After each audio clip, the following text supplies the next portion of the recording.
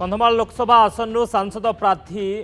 अच्युत सामंत नामांकन दाखल कर फुलबाणी बीजेडी विधानसभा प्रार्थी जयश्री कहन नामांकन दाखल कर कंधमाल बीजेडी सांसद प्रार्थी अच्युत सामंत और फुलबाणी विधायिका प्रार्थी जयश्री कहर नामांकन पत्र दाखल कर नामांकन दाखल सह फुलबाणी में शक्ति प्रदर्शन कर दुई प्रार्थी 10,000 रु अधिक समर्थकों गहन में विराट शोभा स्थानीय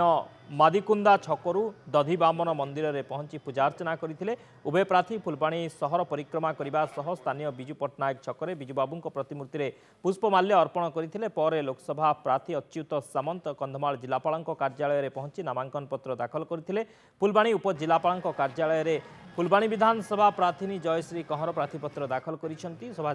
जी उदयगिरी विधायक सालुगा प्रधान दसपाला विधायक रमेश बेहेरा और कंटामाल विधायक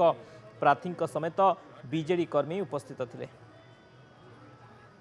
कंधमाल संसदीय निर्वाचन मंडली आज नामांकन पत्र मु दाखल कली सांसद हिसाब रे यही अवसर मु कहया चाहे जे कंधमाल निर्वाचन मंडली यही 5 वर्ष भितर बहुत उन्नति करिछि। खेल कूद हो शिक्षा स्वास्थ्य हो पर्यटन हो रोजगार हो एसबू काम 5 वर्ष भितर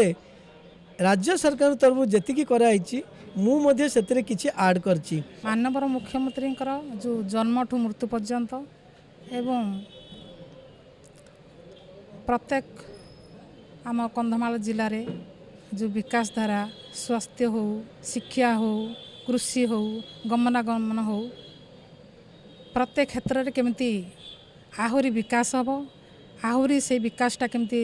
आगक त्वरान्वित हम से मु निश्चित भाव में दृष्टि देवी लोकों पाखक तो आम मुदा नहीं पहुँचबू निश्चित भाव में। तो मानवर मुख्यमंत्री जो अनेक गुटे योजना करगुड़िक कि भाया